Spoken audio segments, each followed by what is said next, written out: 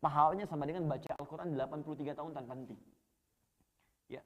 Yasin. Pas malam Al-Qadar, pas udah itu meninggal lagi. Loh, gitu kan? Nah, itu sama dengan baca kalimat itu 83 tahun tanpa henti. Bisa. Yasin, Yasin, Yasin. 83 tahun. Dan itu mushafnya dari Anda gitu. Ya, dari Anda. Itu nilainya tinggi. Jadi teman-teman sekalian, mumpung ada kita sekarang, kondisi masih hidup, maka manfaatkan ini. Dan saya tidak ingin batasi itu pada aspek ritual. Ada aspek-aspek lain yang punya nilai tinggi juga. Ini kan belajar, itu kan diistimewakan oleh Quran. Mengajar sama. Berusaha sama, bekerja. Saya ambil contoh begini. Ada ayat-ayat khusus yang diturunkan oleh Allah memotivasi para pelajar-pelajar muslim. Yang kalau Anda kerjakan itu nilainya bukan 100, bukan 700, tapi syahid. Jihad sama dengan jihad fisabilillah. Contoh, Quran surah ke-9 ayat 122. Ini ayat khusus diturunkan oleh Allah bagi pelajar-pelajar muslim yang dia niatkan belajarnya untuk kepentingan ibadah.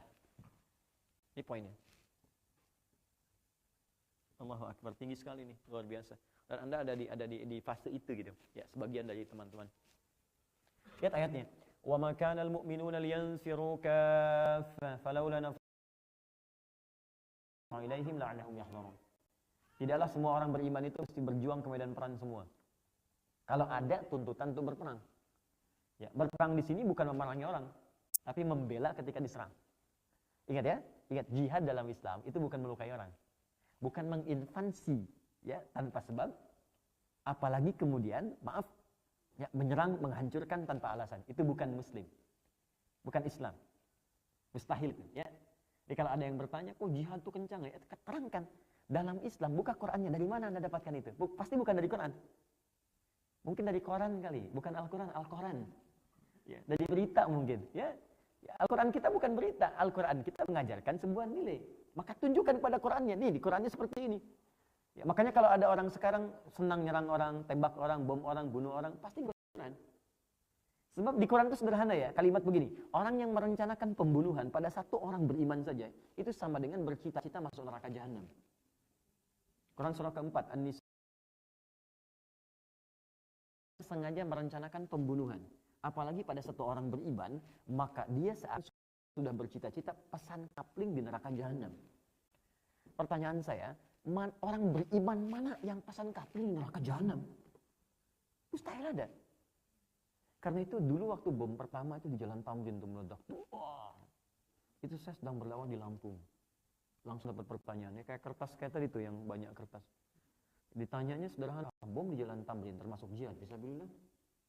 Saya bilang, Mas, sependek pengetahuan saya, jihad fisabilillah itu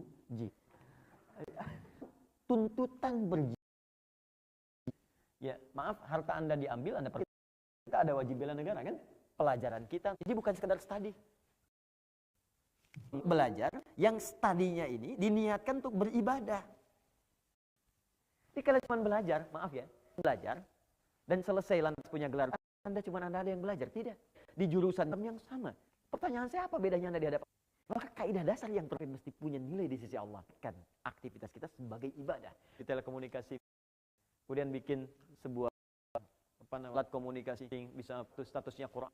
Ada tentang kajian, ada telepon untuk kasih tahu tentang umrah, ada berita-berita kebaikan. Karena kalau itu hasil karya Anda, maka Anda mendapatkan bagian pahala dari semua ibadah di situ. Saya bayangkan ada yang masuk teknik sipil, terus dia bangun jalan. Begitu jalan dibangun, karena niat pekerjaannya untuk ibadah, dia jadikan untuk ibadah, dunianya dapat, gajinya dapat, begitu jadi ibadah, maaf, jalan itu dipakai oleh orang yang sholat. Untuk ke masjid, untuk lewat, maka semua yang lewat situ Anda mendapatkan bagian pahalanya. Anda insinyur, jangan bicara desain masjid dulu.